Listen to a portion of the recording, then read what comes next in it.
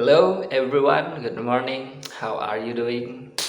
Saya berdoa semua dalam kondisi yang sehat, semua dalam kondisi yang baik. Happy banget kita ketemu lagi dalam Devotion from Nation pagi hari ini.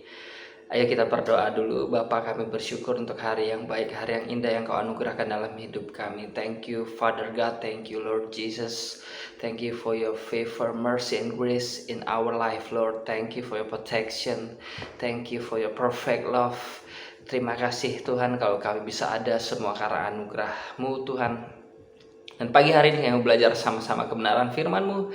Biarlah Tuhan firman ini tidak berlalu begitu saja, tidak sia-sia, tapi tertanam dalam hati setiap kami yang mendengarnya, menjadi remah dan mengubah hidup setiap kami. Di dalam nama Tuhan Yesus kami berdoa, amin.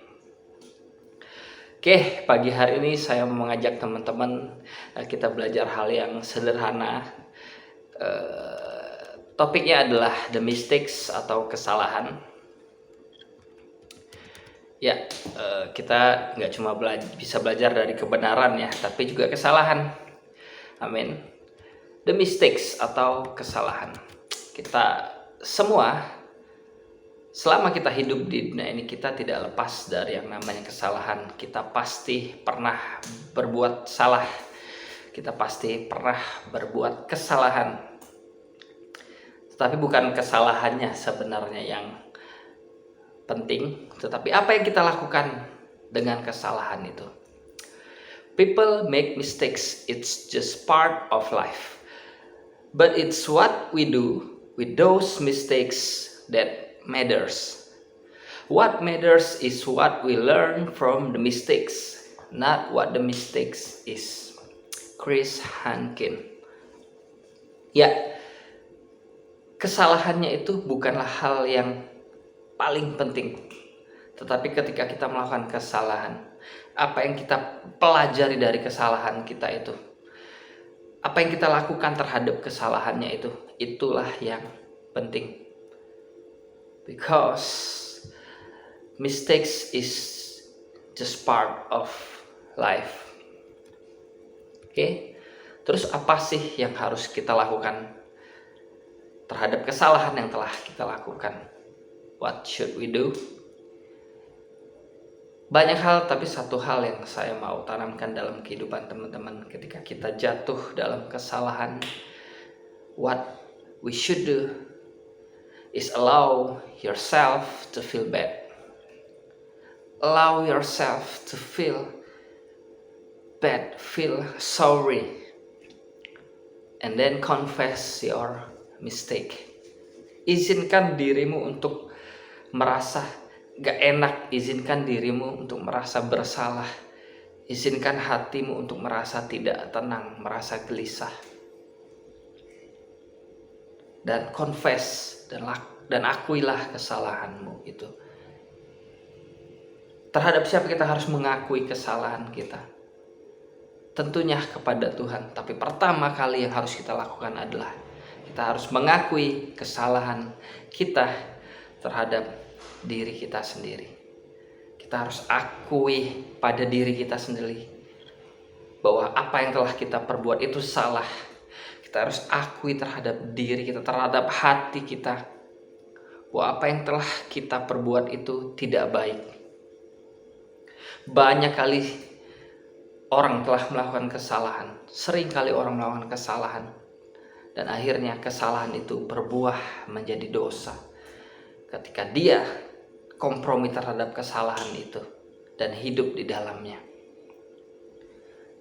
Sebagai contoh, ketika kita sedang mengalami hari yang tidak enak, kita benci pada seseorang. Akhirnya ketika kumpul kita bersama teman-teman kita ngomongin orang tersebut, kita gosip, kita menebarkan kebencian, berkata yang jelek, berkata yang tidak atas orang tersebut, dan hati kita tidak merasa itu adalah hal yang salah. Ketika hatimu merasa tidak enak dan engkau mulai kompromi, engkau mulai singkirkan perasaan yang tidak enak itu, kau mulai buang menjauh-jauh, you feel bad itu, dan kau mulai kompromi, engkau mulai berkata, ya wajar, memang dia seperti itu orangnya. Ya, apa yang saya katakan tentang orang itu fakta, itu benar. Ketika saya ngomong jahat tentang dia, ya memang karena dia jahat.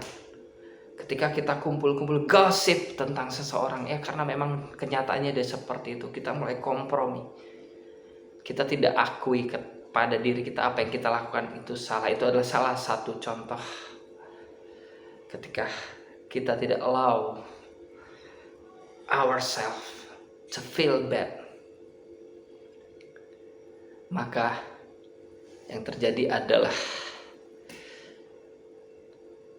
kita akan mengubah kesalahan itu menjadi dosa. Don't change our mistake into a sin. Di Amsal 28 ayat 13 dikatakan, siapa menyembunyikan pelanggaran tidak akan beruntung, tetapi siapa mengakuinya dan meninggalkannya akan disayangi. Akuilah kesalahanmu pada dirimu sendiri dulu. Akui agar engkau disayangi oleh Tuhan. Akui agar kehidupanmu itu beruntung. Karena di 1 Yohanes 1 ayat 9 dikatakan, jika kita mengaku dosa kita, maka ia adalah setia dan adil, sehingga ia akan mengampuni segala dosa kita dan menyucikan kita dari segala kejahatan. 1 Yohanes 1:9 ini tidak akan pernah terjadi dalam kehidupannya kita. Bahwa dosa kita akan diampuni, bahwa hidup kita akan disucikan dari kejahatan kita, jika kita tidak pernah mengakui bahwa apa yang kita lakukan itu salah. Karena itu bukan kesalahannya lah yang penting, tetapi apa yang kita lakukan terhadap kesalahan itu, apa yang kita pelajari dari kesalahan itu yang penting. Karena itu pagi hari ini saya mengajak teman-teman, ayo sebelum kita datang kepada Tuhan, ya kita pasti melakukan yang namanya kesalahan. Tetapi kesalahan itu akan tetap menjadi sebuah kesalahan yang akan diampuni oleh Tuhan tentunya, jika kita mau memperlakukan kesalahan itu dengan apa yang Tuhan kehendaki. Tetapi ketika kita memperlakukan kesalahan itu, membuahinya sehingga itu menjadi dosa dan kita hidup di dalamnya sampai hati kita merasa tumpul, sehingga ketika kita melakukan dosa kita tidak merasa lagi yang namanya bersalah. We don't feel bad anymore.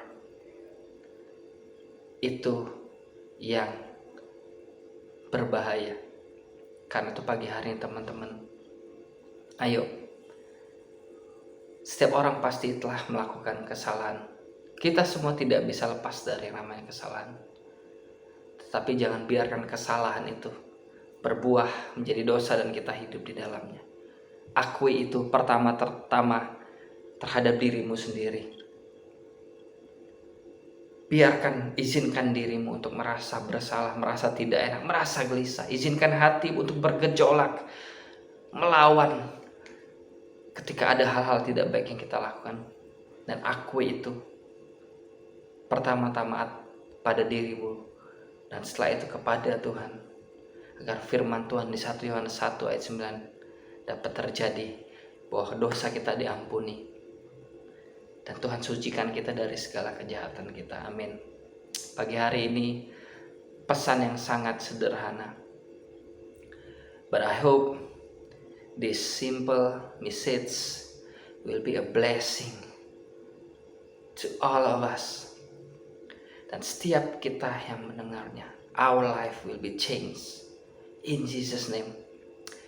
Sekali lagi terima kasih teman-teman. Semoga perenungan pagi hari ini itu boleh mengubah hidup setiap kita. Tidak sempurna, tapi saya berdoa Roh Kudus, Roh Allah yang hebat itu, yang dahsyat itu akan menjamah hati setiap kita yang mendengarnya. Dan benar-benar itu bertumbuh, itu mengubah hidup setiap kita. Amin.